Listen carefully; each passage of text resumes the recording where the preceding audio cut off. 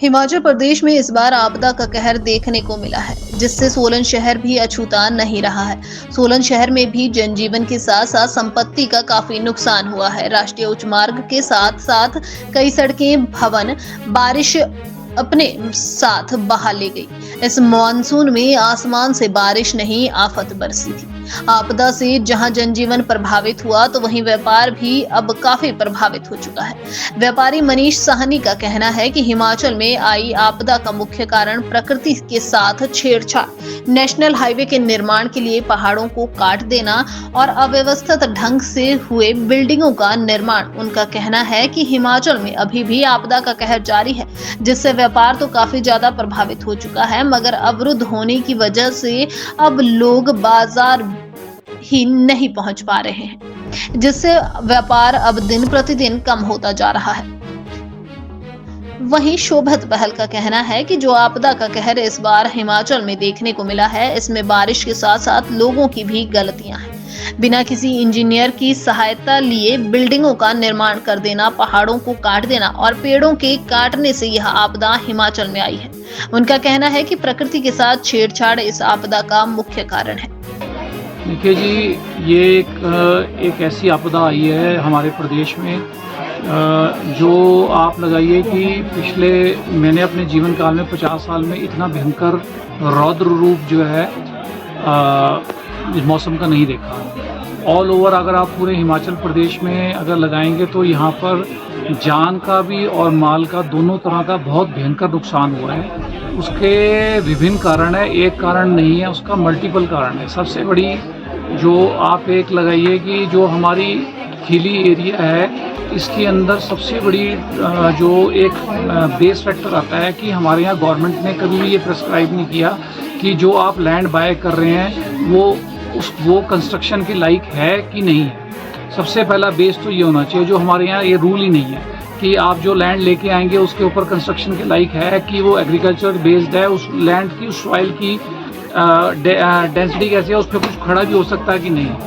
हैप्पीजेट manners में हमारे यहाँ कंस्ट्रक्शन हुई है, हम खुद रिस्पॉन्सिबल है और हम भी उसमें, आपने यहाँ शांति में देखा, शिमला में देखा और 4 लेन में भी आपने देखा है कि कटिंग बेहिसाब से हुई है, जो कोई भी साइंटिफिक मैनर में ये काम नहीं हुआ है। सबसे बड़ा रीज़न तो हम ये मानते हैं। दूसरी रीज़न ये है कि हिमाचल प्रदेश ने इतनी मैसिव, जिसको कहें कि आप इसको इस वे में भी ले सकते हैं कि ये जो है जलवायु का परिवर्तन है, जिसको कहते हैं हम, क्योंकि इतनी 3 दिन के अंदर जो बारिश हुई है 10 जुलाई से लेके 10 जुलाई के दौरान, वो टोटल मॉनसून का 30% था। जो एक आप ये लगाइए कि 3 दिन में पूरे 2-2.5 महीने की बरसात हो जाएगी, तो वो हमारे पहाड़ कैसे सहेंगे। और जो मतलब कि आप ये लगा के चलिए कि गवर्नमेंट के हाथ खड़े हो गए हैं, क्योंकि गवर्नमेंट जो है टोटल हमारे यहाँ पर कितनी रोड्स, 1200 रोड्स ये बोल रहे हैं, तो वो तो ऑफिशियल हैं, अनऑफिशियल तो ये 1500 ही रोड होंगी। कोई भी ऐसा स्थान नहीं है जहाँ से किसी को इंटीरियर से कनेक्टिविटी रही हो। और गवर्नमेंट जो है इतना आसान नहीं रहेगा गवर्नमेंट के लिए, क्योंकि पहले ही गवर्नमेंट जो है उसके पास पैसा नहीं है। और मैं ये भी कहना चाहूँगा कि इसके साथ में ऐड करना चाहूँगा, जो व्यापार हमारा है वो बिल्कुल ख़त्म हो चुका है। उसका रीज़न, मल्टीपल रीजंस हैं, जो मैं, एक तो इकोनॉमिक स्लो डाउन था, वो तो है ही है।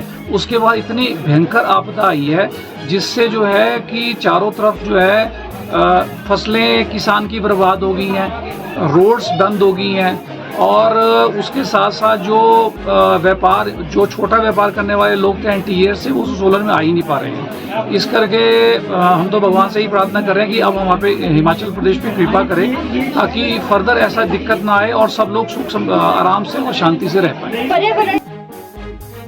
जो नेचुरल डिजास्टर में जो बारिश का काम है, वो तो बारिश अपने हिसाब से आ ही रही है, पर समस्या जो है, अधिक से अधिक समस्या ये आ रही है। आप देख सकते हैं कि हाईवे बनाने के चक्करों में पेड़ की जो कटिंग, पहाड़ों की जो कटिंग हुई है, वो बड़ी नाजायज़ हुई भी है।